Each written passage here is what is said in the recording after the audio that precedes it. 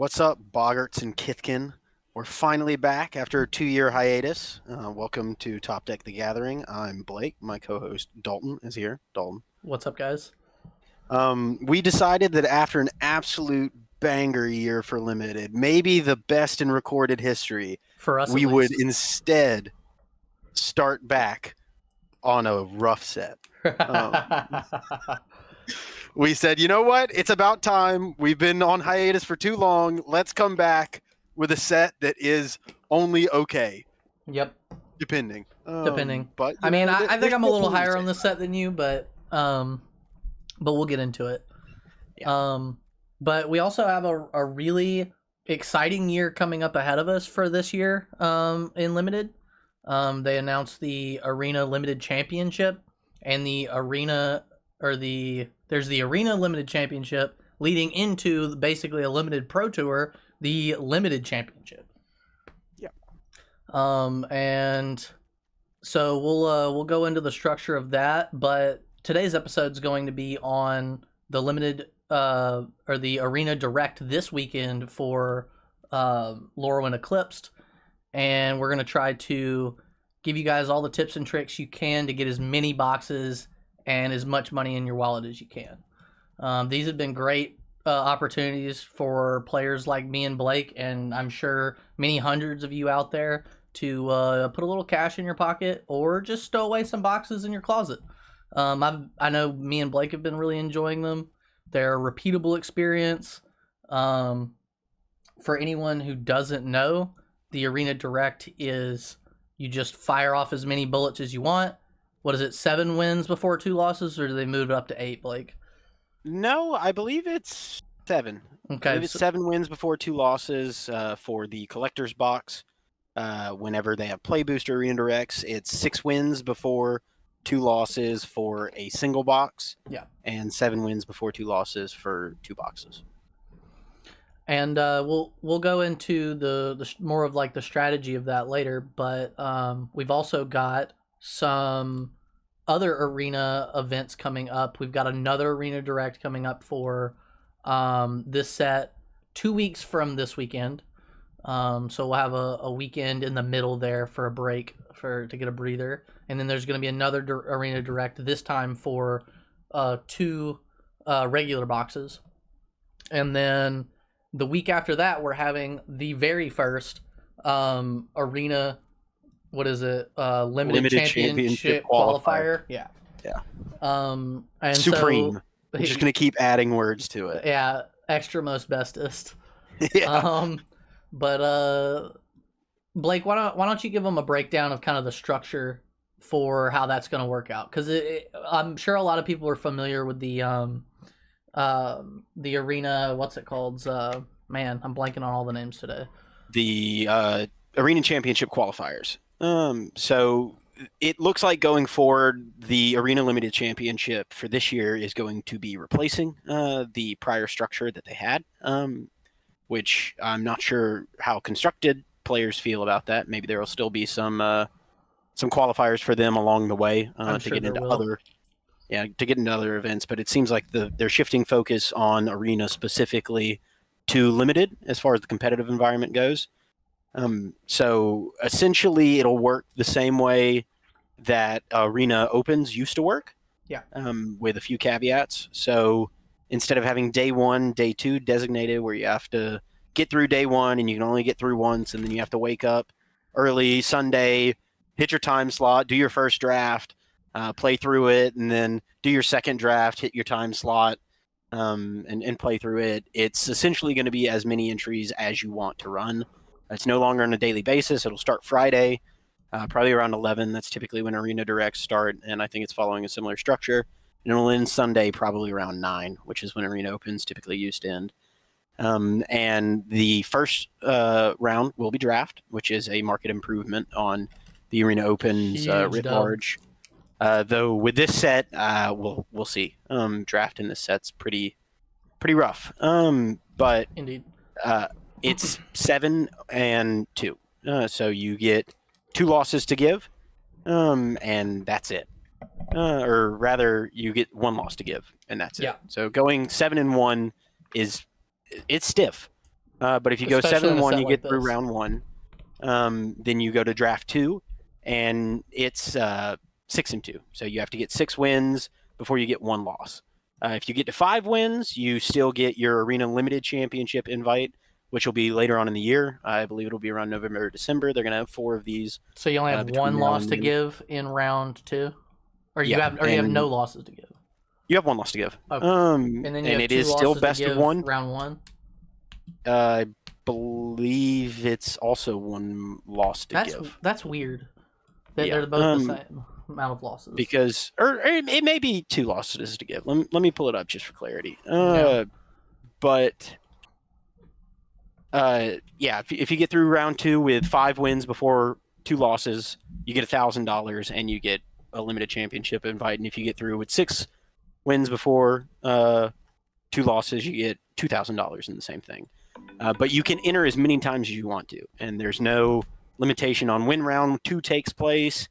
You can just keep running it. So say you get through on your first try, you go 6-0, you absolutely crush it. You get your limited championship invite, you'll get $2,000, and then you can just run it again for the cash prizes. Of note, throughout the year, you can only get 1 limited championship invite, so it's not like you can bank multiple entries into the Arena Limited Championship. So you won't get duplicates of that. Though if you run Smurf accounts, I suppose you could do it that way. You would probably get in trouble for it though eventually. I'd imagine. But yeah, that's essentially going to be the structure, which is preferential for players like me and Dalton because we enter and tend to enter a lot more times into these sorts of events than say the typical player would. Yeah. It gives you a much higher chance of ROI instead of if you get through and you fight all day to get through on day 1 and then day 2 you just have a rough draft 1. You're kind of that's it. in a rough place. That's your whole tournament life. It's feel bad. Yeah. But that being said, be wary of gambling. It racks up quick. It's very easy. Especially now that the structure is as many entries as you want over the course of a weekend. It's very easy to quickly rack up $1,000 bill. If you're gonna run it. That being said, though, I feel like a lot of people see these events and they kind of get intimidated by the entry fee. I know a lot of people that are pretty good drafters that don't enter these tournaments. If you feel like you're a pretty good drafter, you usually 7-0. Or a lot of times a pretty high percentage, and you have a pretty good understanding of limited fundamentals, I would give these at least a go. Yeah. Especially if you have that competitive bug like me and Blake do, you're going to compete in high-level tournaments anyway. This is a good way to, one, get your reps in, and you get a lot of reps. And two, it's a good way to just stack prizes. I mean, me and Blake stacked quite a few prizes over the last year, over these last, 5 or 6 Arena Directs, maybe even 10. Oh, it's more than that. Yeah, I think a lot now. This last year was probably like 14 Arena Directs that they had. Yeah. It may have been more because especially in the latter half, it was like 2 a month. And usually our strategy is to, sit there and get a feel for it with your first couple sealeds.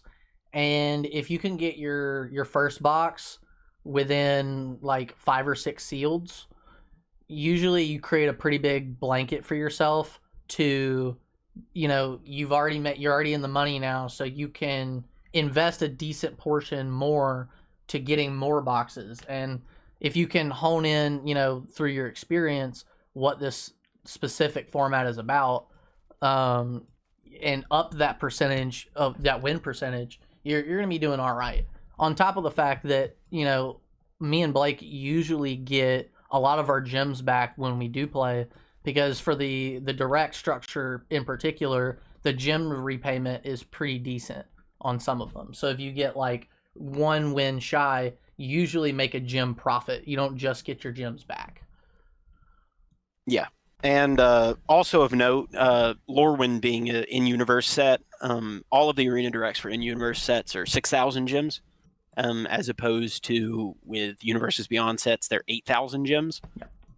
Which with the last few Universes Beyond sets, it's not as though the boxes are really price-wise that much different. No. than in-universe sets, and you're paying an extra 33%. So if you're looking to dip your toes in the water without being crucified, I would highly recommend playing in events like this, where it's an in-universe set. It's 6,000 gems. You think, oh, it's not a crazy difference between that, but that difference is if you pay $100 during Universes Beyond Arena Direct, you're getting 2.5 entries. Whereas if you do that with an in-universe set, you're getting 3 1/3 entries. Yeah. And if you wind up being in for $500, that extra 75% of an entry really adds up. So keep that in mind, as well as with the Play Booster Arena Directs. If you're trying more so to break even and you're not really trying to go for it, those are probably more suited to you, because you can get one win shy of the final prize, so you'll get a box. Whereas with the Collector Arena Directs, it's all or nothing. Yeah. If you fall short, you're going to get your gems and then some back, and you can continue to recycle. But it's really about hedging out gameplay, because it's sealed. You're going to be coming up against a lot of good decks. You're going to have a lot of good decks. So really where you get the most equity return is on gameplay. Yep.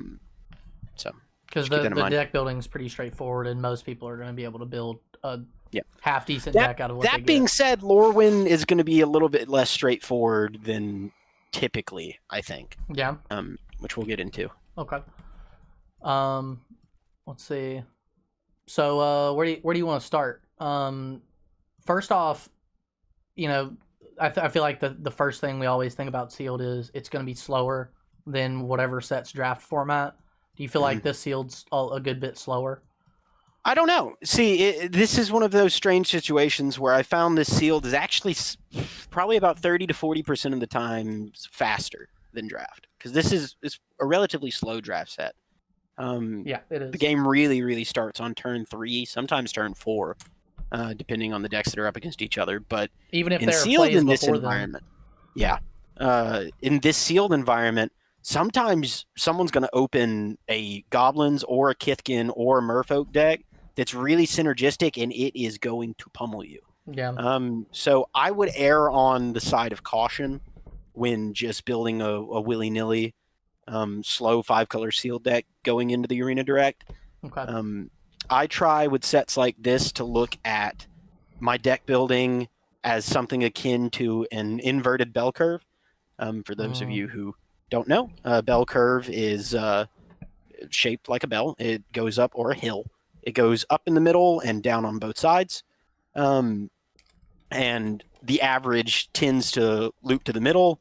And as you go from either side down, it becomes less and less percentage of quality. So you're saying that basically most of your cards should be 3 and 4 drops, and then your 2 and 1 drop should be less than that. Yes. And progressively, and yes, then and your same 5 thing and when 6 it comes drops. to your the dynamic of your deck. So take your typical bell curve and invert it to where the high sides of what you should be building are on either end of the diametric. So you either want to be really synergistic or really powerful. And I found in this set, those two don't typically overlap. I can see that. Too much. So if you're not going to be a hyper synergistic sealed deck, if you're not going to be explicitly Goblins or explicitly Kithkin or explicitly Merfolk or explicitly Elves, I don't think you're going to land explicitly Elementals too often. Yeah. But if That you're deck not has going a to lot be of bleed. explicitly any of those given things, I think you need to lean more heavily into being at least 3 colors and sometimes 4, and fit in as much of your power in as you can. Focus on mana fixing. The 3-drop colorless 1/2 Changeling that goes and gets you a land of any color has been an all-star for me in this Changeling set. Wayfinder. Yeah, it gives you a creature type of any type. Yeah. You can play Which it is really in important. any deck. Yeah, it's very important. It dodges, and Changelings in general, I think, are really important in this sealed format because it dodges the whiteboard wipe altogether. There is no way the whiteboard wipe can kill Changelings. And I just think as a creature type that fits in whatever deck you need, they really make a difference. And Limited Resources and the Lords of the Limited have already sung the praises of the blue-black 1 or 2/2 Yeah, for sure. with Flash. It's good. I will say I've played quite a few sealeds at this point. Trad sealed, so best of threes. It's markedly worse in sealed. A 2/2, flash or no flash in sealed is just not typically what gets you there. That being said, if you're running a Vivid deck, it's quite good. Getting 2 of your colors on flash with a 2/2 for 2 mana is pretty good rate. Well, and I think this is a bodies matter set. Like power and toughness, I feel like in this set really matters. Of course, the set also does have a lot of its fair share of board stalls, where sometimes power and toughness doesn't matter as much. But even in board stalls, like if you have the biggest creature on the field and they have to try to double block it into your open mana, that's kind of a disaster situation for them. Yes, no, 100%. So if you can get, cards that are heavier statted for on rate for their mana, I think that's something that's really important. And so, that 2/2 for 2, like you said, flash or not, doesn't really pass that test. Yes. And this set, more so than other sets, if you can get past that initial start of the game, it does tend to drag. It gets grindy really fast. Build around really good higher mana cost bombs are a lot better in this set than they typically would be. Yep. So if you open, for example, a Curious Colossus, you should really stretch to try and play it. It's a back-breaking card. It's 7 mana, but if you do resolve it, I've only lost 1 game in which I resolved a Curious Colossus. And I've played probably at this point over 40 drafts and over 30 seals. Cards like Soul Immolation, really, there's quite a few cards like that are almost not recoverable. Yeah. Morning Tide's Light, I've found to be better than you'd expect looking at it. That's the cheaper white board wipe in the set. But keep in mind to use it more as a finisher for games than anything else. I try to look at it as an equivalent to Avatar's Wrath in the prior set, for people who are familiar with the last set that came out. A way to get in damage right there at the It's end. not a board wipe in the reset sense. Yeah. It's a board wipe in the, they're not seeing this coming, I'll get in for a big attack, and then they can't do any damage to me on the clapback, which is something that I'd say 8 out of 10 of my opponents that I've cast that card against don't realize, because on their turn they swing out and do no damage. So keep in mind, a lot of people, I suppose, don't read that card or look over to the left of the screen to see the active effect of it. But it has outperformed my initial expectations. Cards to avoid: Mornsong Area, don't play it. Spry and Mighty, I wouldn't play it. It almost never turns out the way you want it to. Mirror Form, another excellent build around card. Keep in mind, it can copy any non-land permanent. It doesn't have to be yours. It can be theirs. I've had multiple games where I had a bunch of derpy 1/1s, and I, on their instep, copied their Elf Lord, and all of a sudden I have 8 9/9s. I just whatever the realized equivalent that is. it's not till end of turn. I thought No, that it's perpetual. Wow. I've copied my Champions of the Shoal. I sent Dalton a screenshot of me attacking with, I think, 7 Champions of the Shoal. Yeah. Tapping down everything, putting stun counters on it, and killing them. Another fun build around is Sapling Nursery. I've had multiple decks, especially in Sealed, where I'll open a Sapling Nursery. Every now and then you'll get, because it's just a regular rare, you'll get 2. In which case you stretch. You try to go 12 forests, and you can really do business in that regard. But it's just very important to try and hedge out as much quality as you can through the gameplay process. Yeah. Because I'd say a solid 1/5 of my games, there have been moments in them where I went, this is not a winnable game. Mm-hmm. And I just grounded out, edged out every little bit of value I could, and then 5 or 6 turns later, I wound up winning. It's not to say you can do that in every game, but this format, more so than others, feels like one you can crawl back from. Well, and to that point, I also feel like when you're making your gameplay decisions in a lot of sets, you might be like, okay, let's like they play this card, like say Gathering Stone, for example. This is a card I wanted to bring up later because it's a card that can just slot into, I would imagine, a lot of sealed decks. Um, probably above somewhere around 80%. But it like if your opponent plays that, it's a card advantage engine and they're going to beat you eventually. And so your instinct might be, well, I've got to make some trades really quick and send everything in and get this game over with, and you might make risky decisions because of that. But in this format, I've found that like when you make a decision to send your creatures in and trade them off recklessly, it can really bite you later on when they start stabilizing. Because whereas you would have, if you didn't do that, you might have top decked something and had a big board to leverage that play. But now you've traded down and your board is much smaller. You can't leverage the things that you draw as well. So this is a set of like building up your snowball and keep getting chip damage in where you can, get the 2s and 3s. All of those really matter in this set because board stalls are going to come over and over and over again. And so if you can get to a board state where you can remove a key creature and then swing in a lot of damage, that's going to swing the game a lot more than just trying to get aggressive for no reason and trading off too aggressively. Board state really matters in this set. Yes. The same rule of thumb also goes, that always goes for sealed. Counter spells are markedly better in sealed than they are in draft. And I would say especially so in this set because people more conditioned to drafting the set aren't going to be really all that worried about it. There is one counter spell of note in the set that isn't a mythic, and it almost never gets cast. In sealed, if I'm in blue or touching blue, I almost always try to auto include it in my deck, especially because it is doubly punishing to anyone who plays a champion. Because if you counter the champion, they don't get the card they champion back.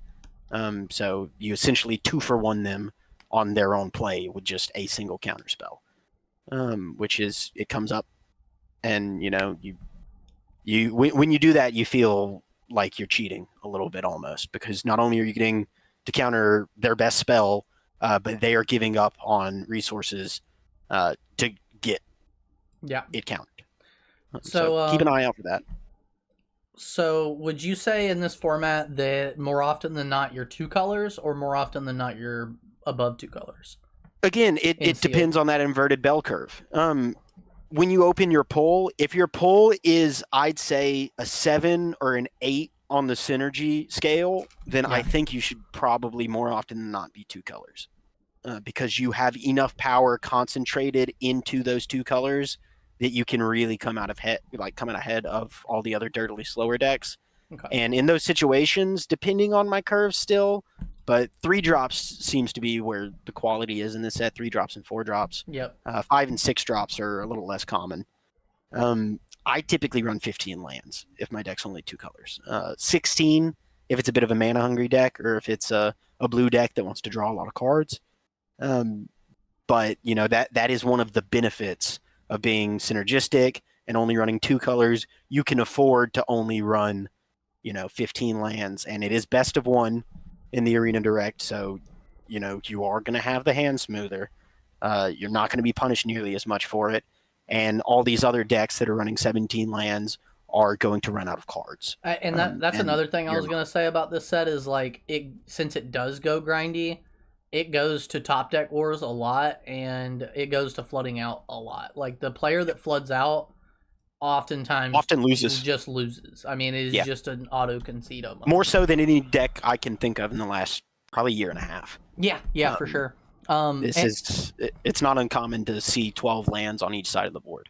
And that's another reason why I like blue so much, though, because they get so many good draw spells. They get the unexpected assistance. I think you could probably easily run 2 of those in sealed.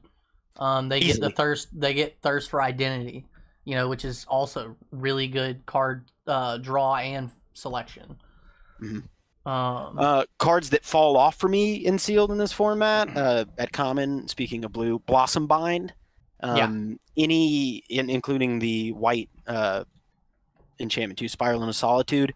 Any enchantment-based removal in this set, I actively try to avoid in sealed, interesting. because people are going to have bounce creatures, people are going to have Yeah, bounce spells, people are going to have incidental enchantment destruction. It's just not as good as you would think. A that card that has always been impressive to me, despite uh, limited resources hating it so much, is Auntie's Sentence. It gets actively yeah, better in sealed, in my yeah, opinion, because it allows you to kill their threatening 2-drop on turn 2 if they play, for example, the Mermaid Lord, or Merfolk Lord, rather, or the Kithkin Lord, something that kind of snowballs if you don't just deal with it immediately. Or if you're on the draw, it's excellent because you get to look at their hand. yeah, You get to get rid of their best non-land permanent and their most pressing non-land permanent, and it doesn't feel bad, yeah. because this is the sort of set where you have enough space to do that, and getting rid of their better card is more important than getting rid of their 2-drop often. Absolutely. What do you think your upper limit on that card is? Like 2?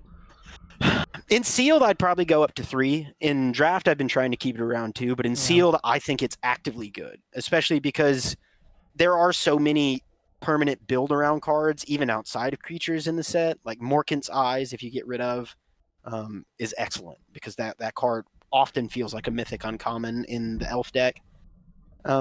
It's just it has so little downside. There are going to be the games where you top deck it and they've got no cards in hand, or one card left in hand, and it could not be a permanent, and maybe they've got a couple of 1/2s laying around, and that's the best thing you can kill with it.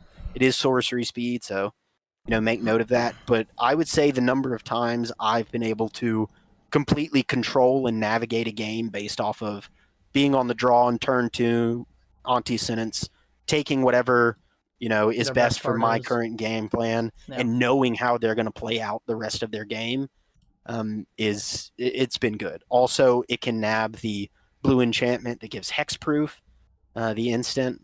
It's just I've been more impressed with it in this set than I would have been with its equivalent in a lot of more recent sets that we've seen. Since we're talking about hand disruption, do you like that 4-drop? That makes them exile 2 cards from their hand. It also does something else. It's markedly better in sealed. Again, Yeah. the removing all the counters from something almost never comes up. It does from time to time. Every now and then, you're going to have a something like the green Kithkin rare, the 2-drop. That's a 6/6 that enters with 5 -1/-1 counters on it, and it gets rid of 1 every time a creature enters, and it has trample and ward too. Every now and then, you'll get to play this card, take all the counters off that, make them discard 2, swing for Yeah. 6 trample. I Like I've had some instances like that, but more often than not, you're just using it as a brain rot. discard 2. Yeah. But And 4 mana exile does brain matter in rot this set. is it does matter. But 4 mana brain rot still isn't great. It's not great, no. So One shout out. The other day I drafted a deck with a Moon Shadow in that card. It's the 1-drop 7/7 that comes in with 6 Yeah. -1/-1 counters. Yeah. And I played that like turn 2 or 3 with like another 2-drop or something like that. Yeah. And then on turn 4, I made it a 7/7 and made them pitch 2 cards, and they were like, Yeah. "Oh man!" Either of those cards, and either it or Reese, the Redeemer, the white 2-drop flash, That card's insane. that gives another card persist, and you can pay 1 white mana to get rid of all the counters on something. If you open up that combo, it is a nice little packaged combo, because you really can take over the game. The 1-drop that can become a 7/7, that's a cool run. But I've found that 2/2 Kithkin, or that 2-drop Kithkin, if you can get rid of those counters early, oftentimes there's nothing they can do about it, because Ward 2 early game is basically hexproof. Yeah. And a 6/6 Trampler with basically hexproof until turn 4, and sometimes turn 5, because 6 toughness is a lot to deal with. Even if you can get past the Ward 2, is often game over. Cards that are traps, stay away from. Doesn't matter what you're doing, just they're not worth it. Dream Harvest, stay away from it. Terrible card. Rating Scheme, stay away from it. Not where you want to be. I kind of think Runaway Together is a trap card. Runaway Together, I found, again, in Sealed, It's it's much better because everyone's using all the pieces of removal they can.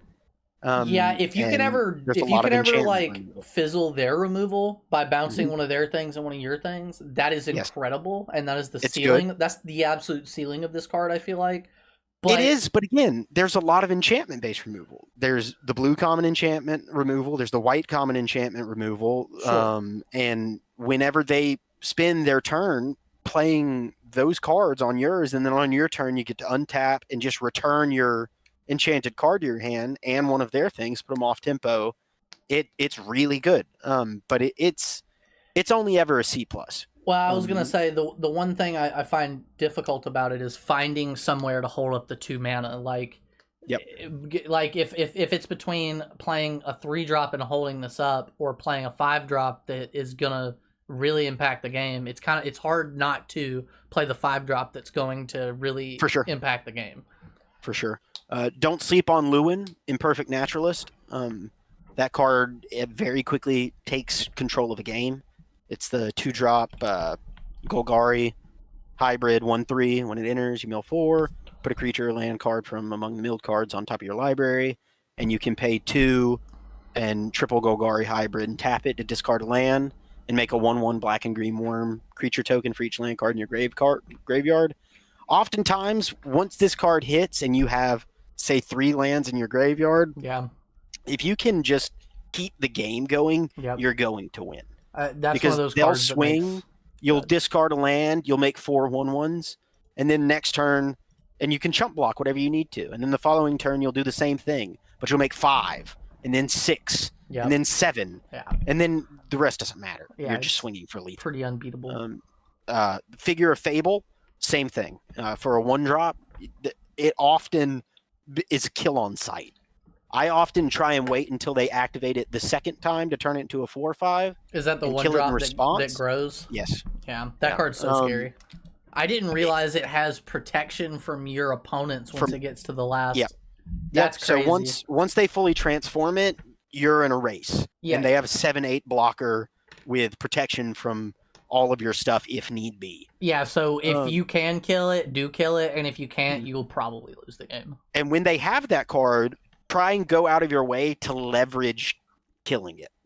Yeah. Like, if you can ever leverage killing it whenever they transform it into the 7/8, as it's on the stack to be transformed You into really the waste 7/8, a lot of their that's mana. huge game. It's Because they've huge. used 6 mana. Yeah. And you've killed it in response, and then you often, get to turn it on them. I often try and kill it when they turn it into the 4/5 in response. I just try and line that up accordingly. And then if they do something about it, you have a turn in between to kind of reset and figure out a game So just be plan. very wary of it, because again, a lot of these cards aren't mythics; they're just rares, so you are going to see them. So Bree of Clan Stoutarm, same thing. Mhm. That card very quickly takes over a game. Try and line it up to where you can either flicker or blink or kill whatever they give flying and lifelink to, because then they've tapped down their 4/4. They've gained nothing from it. You really get a big tempo swing.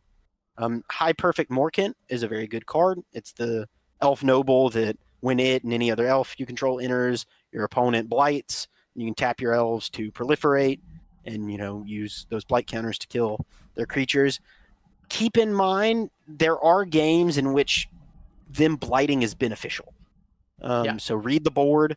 You don't want to let them blight if they have the tree on the board that you pay 1 a white and get rid of a counter and you draw a card. Or if they have a Hovel Hurler, same thing. You don't want to actively be doing their job for them by playing your High Perfect Morkant, even though it can be a good card and often is a good card in the decks that it's in. Speaking of which, Hovel Hurler has been a real standout for me. If you're touching either red or white in your sealed deck, that's the giant that throws things. Yeah, just a really excellent card for the rate. Like 5 mana for a 4/5 is perfectly defensible, and then after that, oftentimes the next turn you can give 2 of your creatures +1/+0 and flying, and it is now a 6/7. And a 6/7 is very difficult to get rid of, and giving 2 creatures evasion on top of that is quite good. Well, and that's another thing I wanted to bring up as an overview for this set is that evasion is back in a big way. Like Yep. flying is huge, unblockable is huge. Any way that you can get through damage in a board stall is so big. Like I cannot tell you how many games that have came down to them having a 3/3 flyer and I don't have anything reach. Like I have a bigger board Yep. than them, but I can't get through like great attacks and break through, and they're Yep. just holding the line and chipping in for 3 or 4 every turn. Yep. The blue rare Merfolk that has unblockable, the 2/2.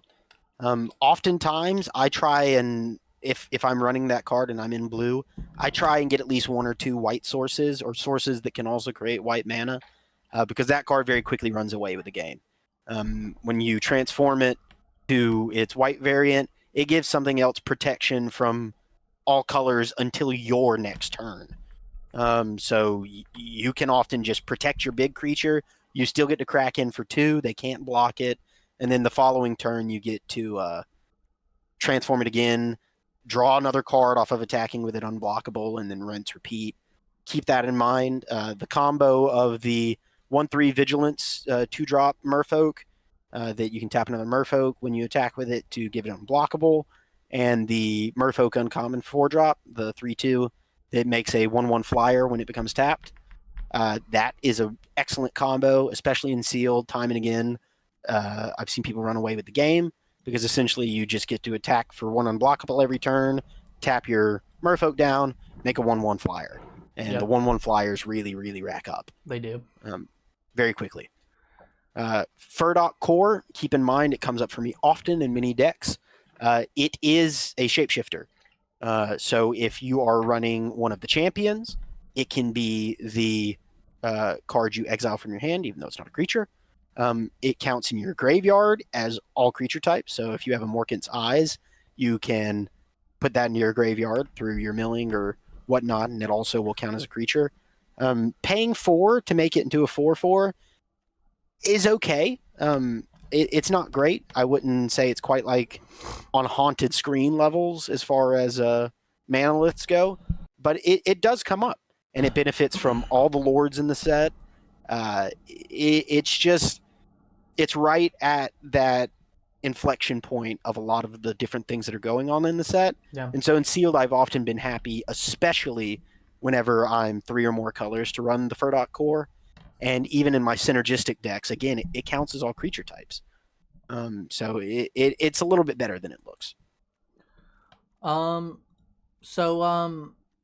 other thing I think is really integral to sealed is removal. Like we always talk about removal in draft, but with as many you were talking about, some decks are going to be on the axis of let's put as many powerful cards as we can into one deck and fix our mana to support them all. Mm-hmm. So there are a couple like I feel like it's easier to talk about the kind of more controversial removal spells, the ones that I'm kind of on the fence about. So like one like Crib Swap. How are you feeling about Crib Swap? Because a lot of content creators before the set came out kind of bashed it. They were saying like you never want to give them a 1/1. Really, the shapeshifter matters, which it does. But on the other hand, there are a lot of powerful cards in this set, and I've found that like sometimes your Cinder Strikes or your Tweezes, they don't get there against the bigger creatures that are going to stop you from winning the game and actively turn it the other way.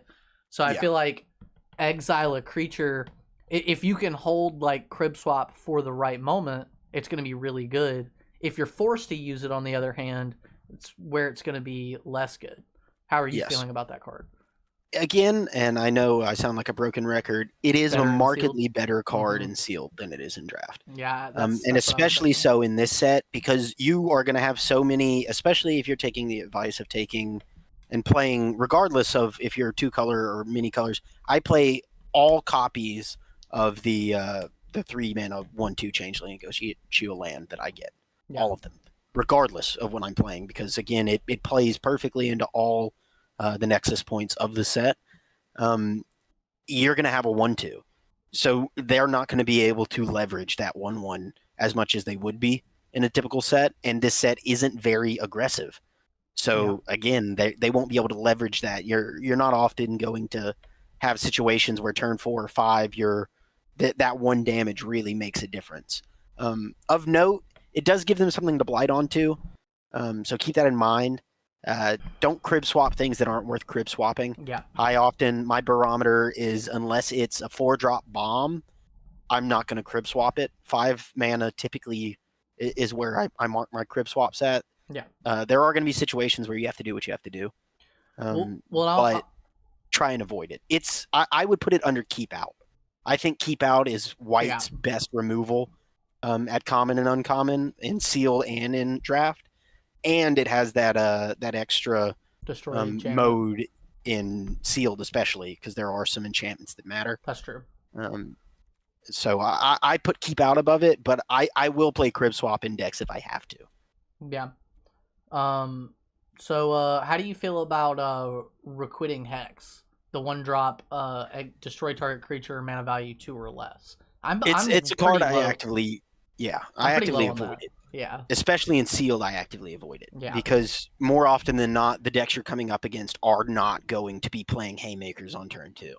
It's just not going to happen. Right. And this isn't best of 3. In best of 3, I would say, it has its application because it blows up a Figure of Fable for 1 mana, which is nice.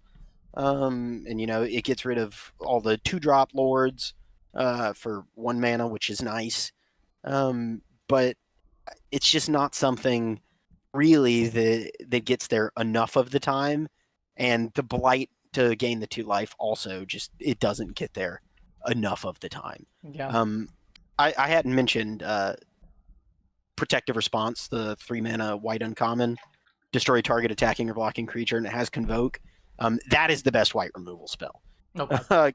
Keep out second. Yeah. But that card, oftentimes, it always gets its man. Sometimes they don't see it coming because you don't need any lands untapped for it. Like it just always does the thing. Unless they have something that gives hexproof, it's very good. I've been actively avoiding Everstrike's Gift, the 1 mana white enchantment that gives +1/+0 and flying. Yeah. And you can blight 2 at a sorcery speed to get it back to your hand. It's just not worth it. You often 2-for-1 yourself, and blight 2 to return it to your hand, unless you're in a deck that really wants to blight your own stuff. I'm talking you have 6 or 7, maybe 8 sources that actively benefit from it.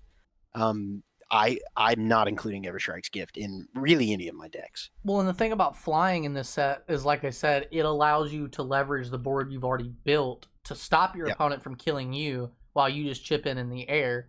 This card actively detracts from your board that could be defending you and keeping you from dying, keeping them out of this race. Yep. And while, it's kind of the worst of both worlds. Yes. Also, I just keep looking at the list and keep realizing I've forgotten really great white removal spells. Pyrrhic Strike is also excellent. Yeah, it is. That's actually probably number 1 in sealed. Because often you are going to get to blow up an artifact or enchantment, and you're going to get to blow up one of their creatures with mana value 3 or greater. So that card is really, I'd say it's closer to a bomb than not. Yeah. It's one of the better removal spells in the set. Probably one of the better cards in sealed at uncommon as well. Mm-hmm. As is the case, not quite as much, but I'd say it's comparable.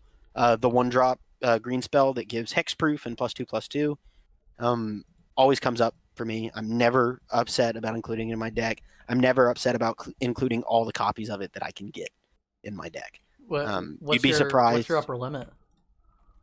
If I opened 4 Blossoming Defenses in a deck that was at least 9 forests, I'd play all of them. Dang. Because it is also a relevant combat trick. That's what I was about to say. I was about to ask you if like it comes down to them blocking and you only have 1 in hand, are you just they're out of mana, you just chucking it out if there? If they're out of mana, typically yes. I will use it just as a to win a combat trick. Yeah. That's where I was at on it as well. And oftentimes because you'll be swinging with 3 or 4 things, you can leverage it for kills. I've done it multiple times. It's just like compared to something like Snakeskin Veil, it's crazy how much more an extra damage is It really is. and an extra toughness is. It dodges a lot of situations. It just does a lot for 1 mana, which I think is indicated by the fact that it's an uncommon and not a common. Another card I wanted to shout out that I think is going to be a pretty good card in Sealed is Unbury. That like this set comes down to card advantage just so often. Unbury and Graveshifter both. Yeah, Graveshifter is awesome. And the great thing about Graveshifter is that it's changeling. It gets any creature out of the yard. So whatever, if you're goblins, if you're elves, if you're vivid splashing black, you can play it and rebuy your creatures, and just grinding people out and getting card advantage anywhere you can is super, super important in this set. Yep. Thought Weft Charge, speaking on green as far as combat tricks go. +3/+3 is a lot, but oftentimes I will not play this card unless I've played a creature that turn. Yeah. Because getting to draw a card in addition to that is really the difference between the card being not very good and actively great. Yeah, I mean, it's an overcosted giant growth if you're not getting the card. Yep. Dundulin Weaver is an auto include in any sealed deck that can touch green. It's just Which often it's the 2-drop, 1 in a green, 2/1 Kithkin Druid. And when it enters, if you control 3 or more creatures, you return target permanent card from your graveyard to your hand. Awesome. Really good. Bristlebane Outrider, really good. A lot of the decks that even their 3-drops, like you look at Merfolk and Elves, they're power 2 or less. Yeah. So they just can't block the Bristlebane. So it's quite good. What do you think about Pitless Fist? I like Pitiless. It a lot. It's quite good. You like it? Are you usually waiting for them to tap out before you ever use it? Yeah, typically it depends on what I have and what colors they're in.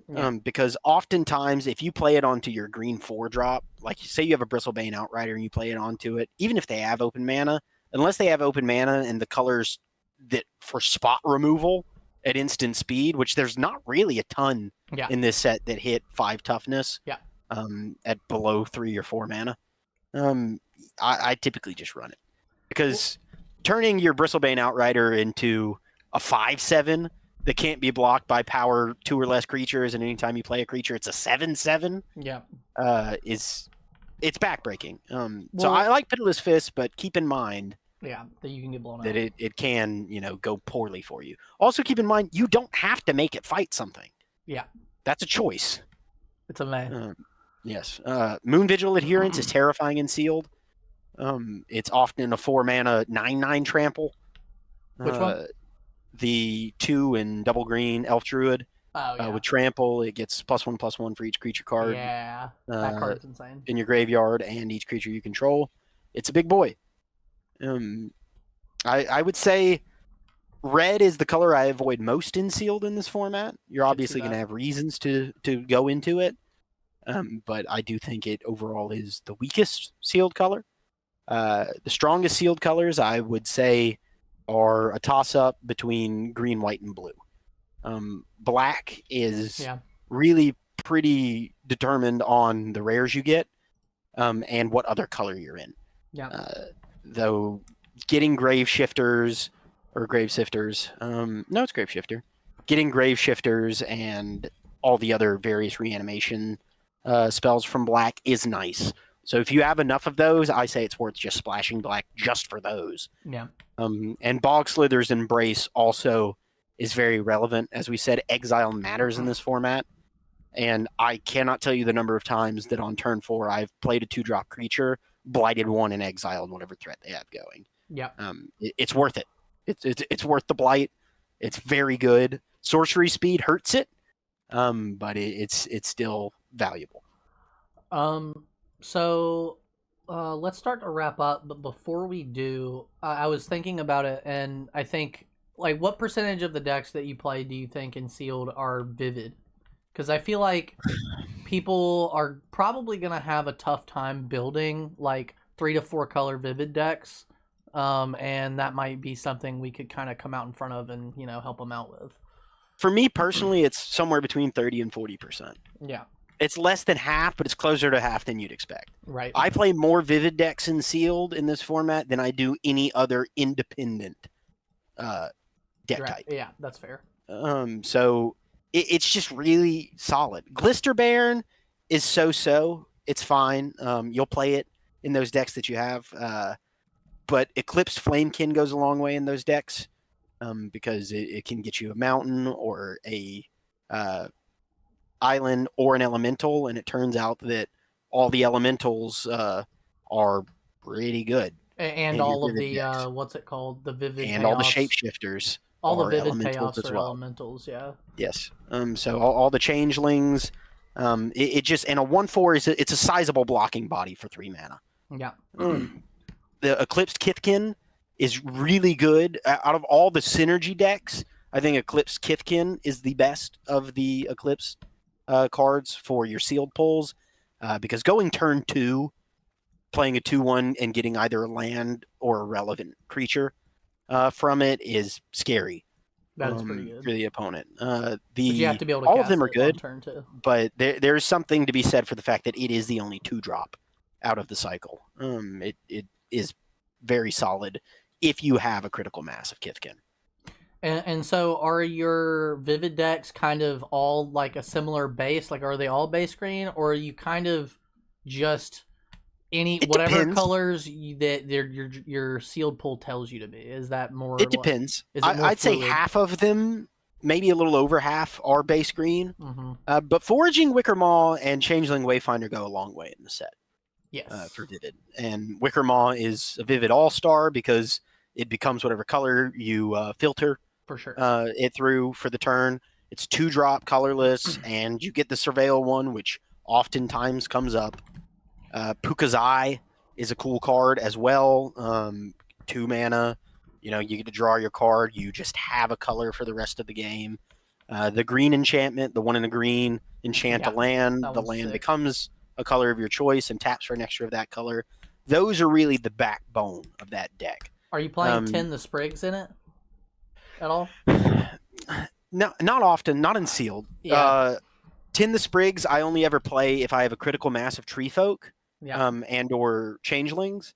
If I can reliably play Tin the Sprigs on turn 5 and get a 3/4 due to the makeup of my deck, I'll play it. Or if I'm running Sapling Nursery, I'll play it. Because oftentimes Sapling Nursery means you get 2 3/4s off of it instead of the 1, and it's quite good. Well, and the reason why I brought it up was because I feel like 90% of limited formats where a 3+ color deck is viable, you're gonna think, oh, that's a Tin the Sprigs is auto include. It goes gets me a basic land for 3 mana, ramps me, and it has the potential to be good in the late game, which it does. But it's not. It hasn't felt like an auto include in any of my games and any of my decks. It's kind of felt like the 23rd or 22nd card. If you need it, you'll run it. Right. But outside of my Sapling Nursery decks, I would never say it's an auto include. Yeah. Dawnblessed Pennant in your 10 or above relevant creature type decks is quite good. It can get back your Changeling enchantment and elves and not even enchantment. It can get back your kindred sorceries as well for your relevant types from the yard. So keep that in mind. It can pull a lot of weight in that regard. I wouldn't play it again unless I had at least 10 of that creature type or relevant card type. I'm never playing Springleaf Drum. Yeah, it's just not. This isn't the set for it. I found it can be good in Merfolk. Like I've had a couple Merfolk decks where it was good, where I ran less lands and it kind of carried that weight while also synergizing with the tap. I could see that. Yeah. Yeah. No, I haven't experimented enough with that, so I'll lend you credence in that regard. Yeah. But I believe that's roll call for me. Yeah. So if you've got any other show notes, feel free to go over them. One thing that I forgot to say earlier when we were talking about removal is that, and you kind of touched on it, that like not just running out your removal the second that they play like a decent creature is really good in this format. If you can like try to tussle with them for the first 5 to 6 turns of the game without dropping a piece of like unconditional removal, you're gonna feel really good about that game. Versus if you get to turn 6 and they play something absurd and you don't have a piece of unconditional removal, you're probably gonna lose that game. And like I said before, with this being such a snowbally format, you're trying to slowly build up your snowball, and then once it's ready to roll over their town, you roll over their town. But and holding that removal to exactly the right spot, sometimes it's hard to have that patience, but it really, really pays off in this format. I agree. But I believe that's it. Good luck, guys. Play responsibly. Sometimes you have a rough run, and the solution we're all adults here. is we are all adults here, but the solution is not always keep going. No. So if you're feeling frustrated, take a lap, go for a run, go hang out with your friends. $100 is a lot of money. Go out to a nice dinner. You know, you don't have to sit there and continue to run. But if you're keep that in mind. If you're degenerates Welcome like me back. and Blake, you're gonna you have to. Yeah, you're gonna sit there and fire bullets degenerates all don't weekend. always get a return on their investment. So I don't know if I could classify myself as a degenerate. But if you're not a degenerate like Dalton, keep going for it. But like I said, welcome back, guys. We're happy to be back. We're hoping to be a little bit more consistent in this run around, and good luck. See you next time. Get you some boxes and stay frosty. Stay frosty.